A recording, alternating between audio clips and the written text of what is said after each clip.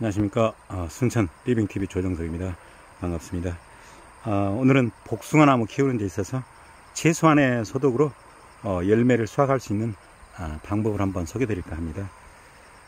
복숭아나무 키우는 데 있어서 핵심은 올바른 전지하고 병충해 방제가 되겠는데요.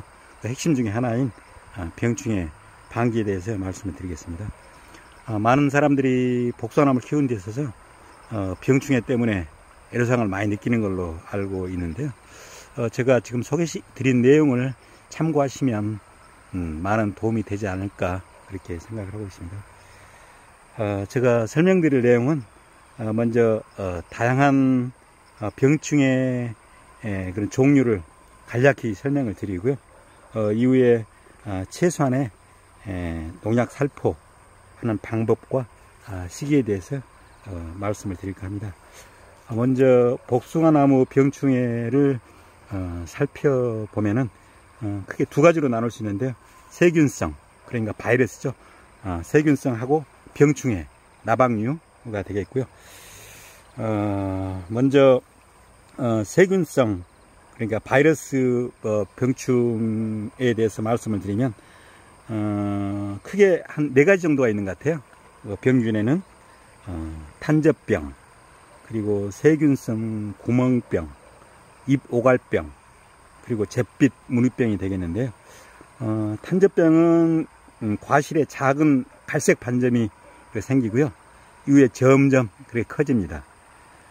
그리고 세균성 구멍병은 잎과 과일에 그 작은 갈색 반점이 생겨가지고 그 반점이 점점 커지고요. 결국에는 구멍이 생깁니다. 그래서 다른 말로는 천공병이라고도 하죠. 그리고 잎오갈병은 말 그대로 잎에 젓갈색으로 이렇게 벌록 튀어나오게 되는데요. 이렇게 심해지면 결국은 잎이 다 떨어집니다. 그리고 마지막으로 잿빛 무늬병은 과일에 작은 반점이 생기는데요. 그게 급작스레 커져서 대형 원형으로 이렇게 번져가고요. 그 특색은 그 회백색 포자가 이렇게 보인다는 겁니다. 그리고 병충해는 크게 봐서 3가지가 있는데요. 복숭아 순나방, 복숭아 심식나방, 그리고 복숭아 유리나방이 되겠는데요. 복숭아 순나방은 대개 보면 그 증상을 그 새순을 잘라먹는 그런 벌레라고 보시면 될 것 같아요. 보면은 이렇게 나무에 보시면 새순이 이렇게 나오는데 위에 끝에 잘라먹었다 보면 이게 복숭아 순나방이 있구나 이렇게 생각하시면 될 것 같습니다. 그리고 복숭아 심식나방은 복숭아를 보면 벌레가 들어가서 먹고 있는 경우가 있죠. 그런 경우 복숭아 심식나방일 가능성이 많죠. 그리고 복숭아 유리나방은 복숭아 나무 그 줄기를 보시면 그 투명한 수액을 종종 보실 수 있을 거예요. 그런 경우 복숭아 유리나방 피해라고 생각하시면 될 것 같습니다. 이렇게 복숭아 유리나방은 껍질, 과일 나무 껍질 밑에 들어가 있거든요.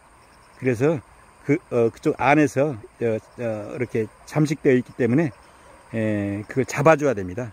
껍질을 벗기고 그 잡아주는 방법밖에 없습니다. 그럼 본론으로 들어가서 어떻게 그리고 언제 병충해 방제를 할 것인지에 대해서 말씀을 드리겠습니다. 먼저 말씀드린 병균, 그런 바이러스성 그런 병충해 4종류가 있었죠. 세균성 구멍병하고 잎오갈병, 잿빛 무늬병, 그리고 탄저병 같은 바이러스 등은 꽃이 피기 전에 석회 유황합제를 살포를 해주면 그런 발생 가능성을 많이 줄여줍니다.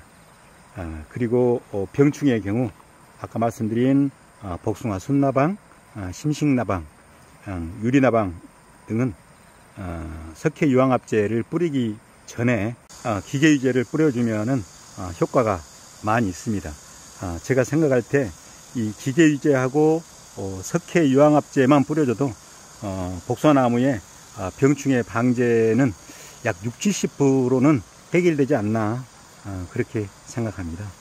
그리고 기계유제 살포 시기는 석회유황합제가 꽃이 피기 전이니까 제가 순천 기준으로는 약 한 4월 10일경에 꽃이 피니까요.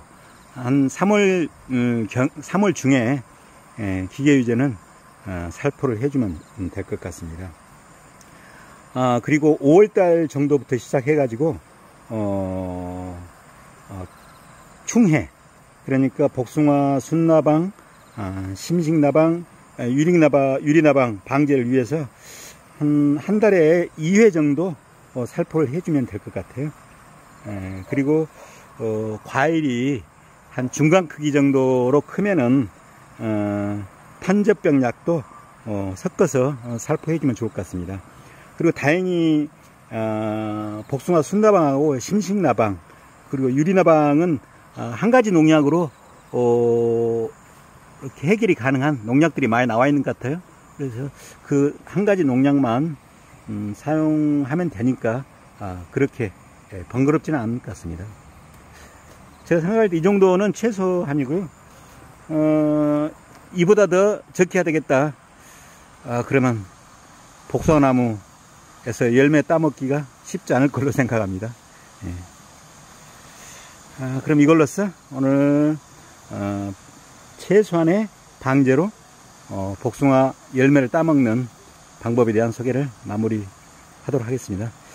지금까지 시청해주셔서 고맙고요. 늘 행복하시고 즐거운 생활 되시기 바랍니다. 네, 감사합니다.